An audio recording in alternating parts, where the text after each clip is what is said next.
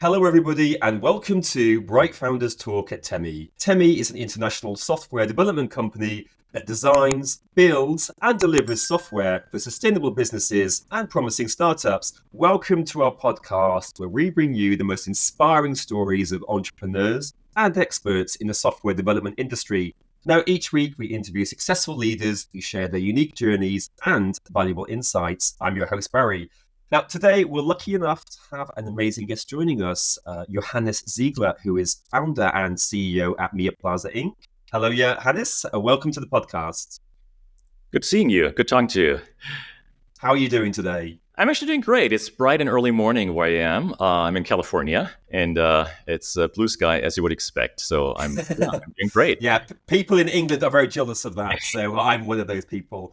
So firstly, thank you so much for taking time out of your day. I really appreciate you speaking with us. So just to start off with, can you tell us a little bit about yourself and the company that you work at? Yeah. So I grew up in Germany and did my basic education to the master degree level in Germany in engineering. And then went into the world of business. That included a stint at McKinsey in management consulting, Stanford Business School, and then started a consulting company. And at some point, I was inspired to actually not just consult, but do things. And I think the main trigger was when I met a co-founder of LinkedIn, and I was just fascinated by this idea. And so we started Miaplaza, we being a few friends I knew from Stanford and McKinsey, and initially not really in the educational space. We were, as I mentioned, inspired by the social networking world that just started at that time, started to become relevant. We're one of those many companies competing in the space until Facebook took over that area. And we noticed that a lot of children, also school children, were using our site. And so that triggered the idea of let's make it more real and make it valuable for also from an educational perspective. And that's how we got into it. And the rest is history. So we've gone through many iterations. And now we have a very strong position, mostly in the online education, homeschooling market in the United States. Had you always been interested in setting up your own company, or was it something that you kind of just happened upon? I think I've always been interested. And I was always the one who thought, I don't like the way things are being done. Let's try to do something a little differently. So when I for some time created my own management consulting company, I also thought I had ways of doing things just better than others are doing it. Didn't always work out, but I'm always the one who is not satisfied by the status quo and wants to do things a little differently. And so that automatically makes you found your own company so that gives you the freedom to try out things and experiment. Have there been any key moments in your career that have helped you prepare for the role of a founder and CEO of a company? I think there have been a few key moments. Going back a long time, I did take more than a year to study in China at a very early time. And just being exposed to the fact that people can live very differently, think differently, have different values, made me open to this first principle thinking of, well, things could actually be very different in many respects. And that certainly had a big impact. I would say working for McKinsey at a young age and being exposed to a lot of corporations who have had a lot of history, a lot of success and also struggles, opened my eyes at a fairly young age on all those things that are possible in business. That certainly was an important moment. And I think my own educational experience and journey, where I studied in different continents, privilege of having 5 children, each of the children took a different path in education, also made me realize that it doesn't work always the same way. You have to be flexible and adaptive. I think these were all shaping moments or shaping insights for my career. Wonderful. And Education, it's been a very important role on and it had a big impact on you personally, and it's probably one of the reasons for the company. Can you just talk a little bit about what importance education has, and especially linking to your company in particular? Yeah. I think education, like generically, everybody would say that education is important. This is like not a revolutionary thought. But what most people don't realize is that at the heart, education, school education, hasn't really changed that much over the last decades or even centuries to some degree.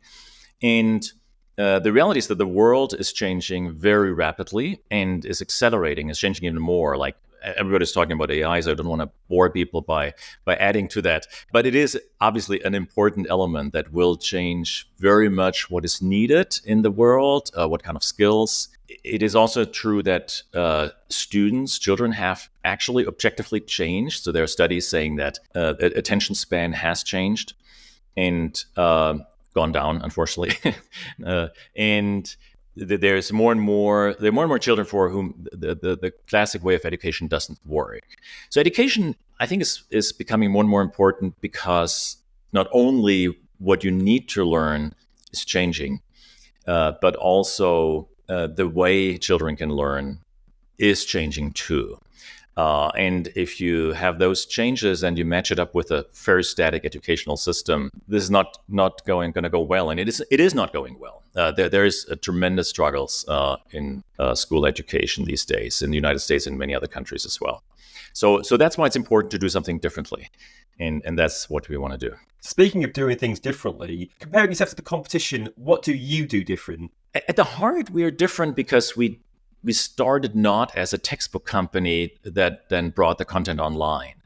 We started as a social networking platform where our members, now kids, of course, can exchange not only messages, but designs and drawing, and run a little business simulation and write for the newspaper and upload videos. So it starts with a real immersive world rather than with a textbook type of experience.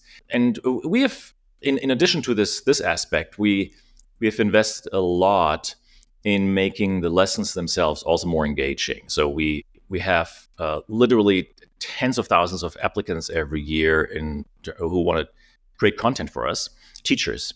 And we only pick those, a handful every year, who can really do that in a very immersive, engaging way. We hire professional actors to present the content so kids are not getting bored. We're different because it is just more immersive, engaging compared to the traditional online learning experience, which for the most part maybe is a teacher in front of a blackboard or something like that. So you mentioned there about hiring professional actors, and also you talked a little bit about decreasing attention spans. So how do you manage to motivate and keep children, and maybe not just children, but people engaged when they're learning with you? So we have two ways. One is the intrinsic and one the extrinsic motivation, which is like the technical term for that. So we've always had the extrinsic one by allowing children to, or enabling children to, gain virtual currency that they gain when they do their educational tasks, like do a practice test or watch an educational video and all those good things. And then that currency is really valuable. They can buy virtual goods produced by other kids. They are on a leaderboard. They can buy virtual houses and so on. So that's that part. But even more importantly is, I think, this intrinsic motivation, where we're trying hard to connect what we are teaching with what the world of the child looks like. So there is, it is not like you're learning this because this happens to be on the curriculum, but you're learning this because, wow, that's actually exciting. There's something going on here, and you should learn more about it. Could you just tell us a little bit about some of your primary focal points and ongoing projects or endeavors? Yeah, so we're in the state where we have a curriculum, but we are always reworking it. And the focal point now is to gather on a lesson by lesson basis, or even on a test or practice question by question basis, feedback on what is really working in terms of going towards the learning objective of the lesson, what is not working, and then improving and tweaking it and learning for general lessons for our future production.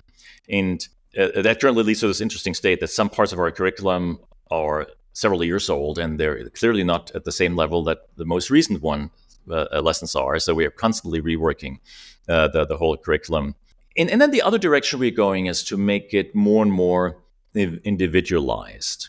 This is, of course, always has been known as being the key weakness of a school situation, where you're sitting in a class and you may be having a very easy time with one subject because that comes easy to you and you're just happen to be passionate about it, and you're struggling with other areas. And we want to really make sure that the share of your time you spend struggling is reduced by really going back to the basics and making things like easy to understand where maybe you don't have natural inclination to do it, but then giving the opportunity to go deeper in those areas where you're actually good at and you're passionate about and you're interested in. So the holy grail always has been the individualization. We are on that path, and I think still it's a very long path to come to have this fully come to fruition. It sounds like a really exciting progress that you're making, and it sounds like a really exciting endeavor. Now, I remember reading some on your LinkedIn profile about online safety and how you make the environment safe. Could you just expand on that a little bit? Yeah. So there's a reason why our competitors do not offer the social interaction. Actually, one, after we've been pretty successful at it, one even tried and then pulled back again when the interaction was a reflection of the cultural war that's going on in the US, and it was pretty unpleasant, and so they just stopped it. We have made a huge investment. It starts with software that scans every single word that is written in every sentence to see if there's anything that is suspicious, either suspicious in the sense that it could be hatred, inappropriate, or it could be some child disclosing their phone number or location or something like that. So we start with software, but then we don't end there. Then every single thing that is posted by children is, including graphics and obviously videos and everything, is looked at and read by humans who have a lot of tools and developed a whole database of knowledge of what certain things mean and where dangers could lie.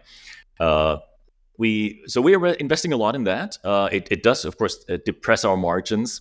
I'm, from a financial perspective, sometimes envious about some competitors who must have brilliant margins because they're not doing all that. They it's just sell a product and then they can scale it endlessly. But we think it's super valuable. This is part of developing life skills. And also, like because your audience is like business oriented, I just want to point out that typically social networking is related to negative impact on mental health and on the well-being and also on the civility of conversation. And the reason for that is because all the other social networking opportunities, they incentivize more interaction. And the main way to incentivize that is to have provocative, aggressive, out there content. We don't have this incentive. We have this incentive of just making helping our customers, making them happy, basically. And we very actively weed out anything that is inciting hatred or that is polarizing. So actually, it does increase well-being, and it does help our students learn to have a positive way of interacting. I hope that they bring some of that to other platforms as well eventually. Yes, it would be nice to take the good work that you've done. So what's been your most unexpected challenge, Johannes, with this company? We have had a lot of fits and starts where we thought a certain value proposition would work in itself and customers would flock to it, and then they didn't. So when we started down the path of an educational or more like edutainment fun type of platform initially, we thought that the safe social environment and this entertainment and the some learning on the side would be a good value proposition, but not a lot of parents bought that, literally. Parents wanted to have a full-fledged curriculum where they could basically press a button and say, assign English level 3 to my child for the school year, and more or less be done with it. The reality is, of course, it works much better if the parent still is involved, but parents want to have this full all-in-one offering. So we were struggling for a long time when we couldn't offer that. So we couldn't get us to grow. I think another interesting challenge is now that we're growing fast. So we're on the 7th year of doubling year over year, and it is now becoming really hard to grow our team and our management team at that rate. So that has become a challenge where we're now starting to invest a whole lot more in training. We are broadening our hiring funnel to try to get additional talent into the organization. So that has been an internal challenge that really hit us only the last couple of years as growth continued. And it's interesting what you say there, because I never thought about it, but you maybe have like two competing interests. Like you have the adult saying, this is what I want you to deliver. Mm-hmm. And it might not be the same as what the actual consumers of your product want. Mm-hmm. How do you kind of overcome those, should I say, competing goals? Yeah. The adults sometimes don't really understand that the social aspect and the fact that you can run your little business on our platform and create those virtual goods and sell them and so on. They sometimes think that's kind of not the core of education and should be more limited. So the way we handle that is we set the defaults in a way where we think it should be, which means that there should be interaction. Kids should have fun and learn those life skills on the platform in addition to the academics. But we do give the parents the opportunity to turn it off. And so the parent can say either no video watching of user-generated content and no interaction with other kids, or they can give full access. So we honor the wish of the parent if they think they just want to do the academic part. And what's been the most valuable lesson that you've learned since you started Miaplaza? I think the most valuable lesson is that I would say actually it's maybe two lessons. So one lesson is that don't trust your master plan because our plan of what we were trying to achieve has changed several times over the course of the company. So to some degree, it's always been the same company technically, the same corporation and the same founder team. But what we've been doing has been very different, and we've changed that a lot. Because the reality is, it is very, very hard. Two things. Number one is understand what at the end truly resonates with the customer and is perceived as value to the customer. And the other thing is trends of what's happening in the market are also very hard to predict. Obviously, there was COVID. Nobody saw that coming, and in that all of a sudden. For a short time, probably tripled, quadrupled, and in the long run, doubled the market size. Nobody could have seen that. So the main lesson is don't think that you can execute towards a goal that you're setting early on and then be successful. At least that's never happened in our case. But then the other lesson really is having a team of a core team of smart people you can trust is absolutely necessary because everything is changing all the time.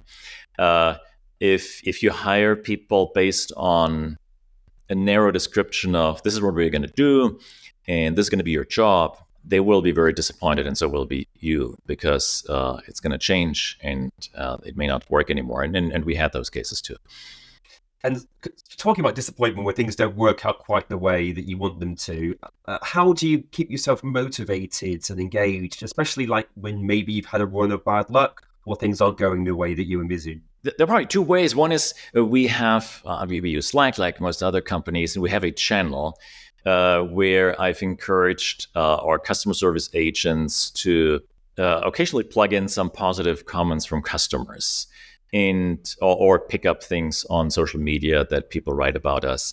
And that is super encouraging like seeing those cases where people say this was a godsend. I've been struggling for years. I'm a single mom. I never thought I could pull that off to educate my child, and now I can. And I had to drag my child to do some schoolwork before this, and now they can't wait to get started. So that is super motivating, and I want to. Always, like when I read this, say yes, let's do more of this. Let's get this in the hands of more people and make it even better. I think that's the main thing. There are other things where it's more of a mentality where I say, if you lead with integrity and you're not trying to trick anybody into anything, you're honest, you're trying your best, you've done your job, or I've done my job. And if things then don't turn out, so be it. I don't have everything under control, but as long as I did my part, I can sleep well. That's important. I'm glad that you get that satisfaction. It speaks highly of you. So we're coming towards the end of the session, unfortunately, but there's a question that I always like to ask people at the end, and that is, from your perspective, if someone's out there and they're looking to maybe start their own business, or they're considering being an entrepreneur, maybe they have like cold feet and they're not sure if it's for them, what advice would you give? The first advice probably is to be realistic. That don't think you're embarking on this thing where you're following the 3-step plan, and you're going to be next year in round A and 2 years later in round B, and so on in funding. Be aware that you're now embarking on a lifestyle where you'll have to improvise, to change your direction. And there's a lot of uncertainty. So if you cannot live with uncertainty and you do need a regular income, it's maybe not the right thing for you. But if you can, I think it's the most rewarding thing. For me, it's super rewarding because when I see this positive feedback from customers, or when I see how we can also impact in a positive way the life of the staff, it is the best thing on earth. And people have asked me, like, oh, at some point, like, are you planning to maybe retire or sell your shares in the company and so on? And I really don't want to. I will eventually, but I don't want to, because it's such a rewarding journey. So if you can stomach the uncertainty and the risk, I would just say go for it, and find somebody to start a company with you, and then go on a journey, even if the journey may not be very well defined. What a wonderful piece of advice. So, Johannes, I just want to thank you again so much for talking with me today. It's been an absolute pleasure. It's been a great pleasure, Barry. Thank you so much. Good questions. Thank you. That was Johannes Ziegler, founder and CEO at Miaplaza Inc.